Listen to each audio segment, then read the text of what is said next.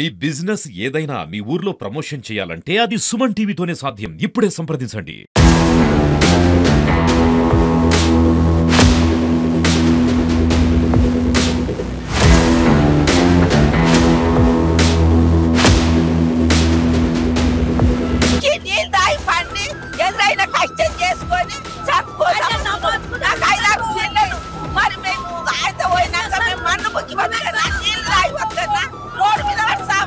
కొనుక్కున్న భూములు ఇలా గుంజుకుంటే మా దగ్గర ఏమున్నాయి? కోళ్ళనేం చేసుకోవాలి, పసలనేం చేసుకోవాలి, మోటార్నేం చేసుకోవాలి, మమ్మల్ని పట్టించుకొని నాదులు ఎత్తుకోవడానికి ఉంటే ఆడియో కాడికి వచ్చి ఆటాల పెట్టుకుంటాడు, ఎంఆర్ఓ తీర్థాల పెట్టుకుంటాడు, కలెక్టర్ కాడికి వస్తే గిది పరిస్థితి.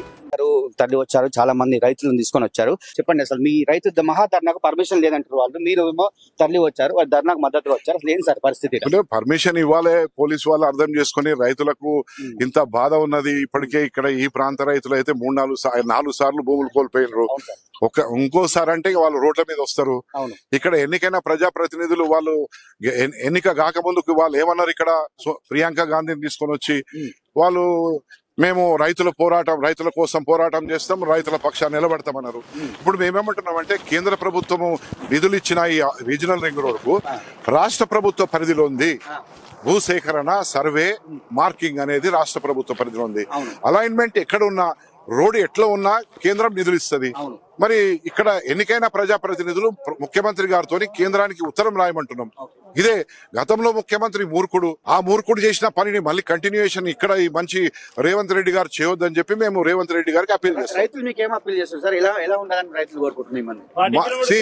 ఇప్పుడు గతంలో regional ring road, outer ring road కు 35-40 కిలోమీటర్ల దూరం నుంచి ప్రయాణం చేయాలి.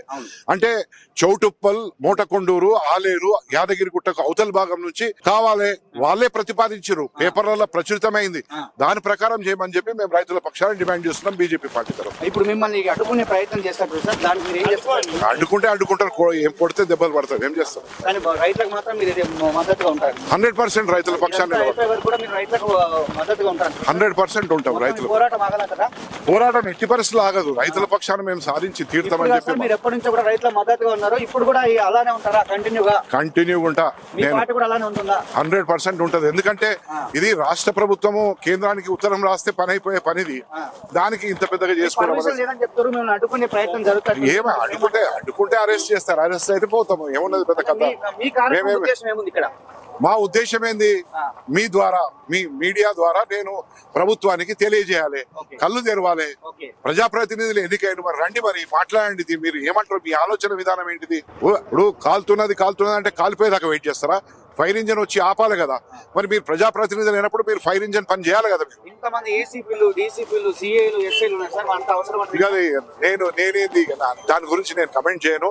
I only expect and request for permission. ఇప్పటికి కూడా మా వాళ్ళు వస్తారు, ధర్నా చేసుకొని అని చెప్పి అంటున్నాము. ఎట్టి పరిస్థితుల్లో కూడా రైతులకు మద్దతుగానే ఉంటాను, ఎట్టి పరిస్థితుల్లో నేనైతే RRR బాధితులకు అండగా ఉంటా అని చెప్పి గూడూరు నారాయణ గారు మనతో చెప్పినటువంటి.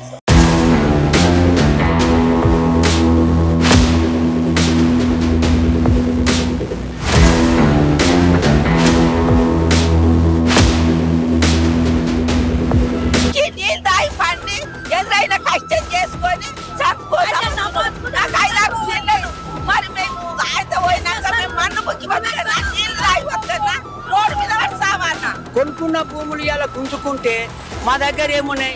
కోళ్ళనేం చేసుకోవాలి, పసలనేం చేసుకోవాలి, మోటార్నేం చేసుకోవాలి, మమ్మల్ని పట్టించుకొని నాదులు ఎత్తుకోవడానికి ఉంటే ఆడియో కాడికి వచ్చి ఆటాల పెట్టుకుంటాడు, ఎంఆర్ఓ తీర్థాల పెట్టుకుంటాడు, కలెక్టర్ కాడికి వస్తే గిది పరిస్థితి.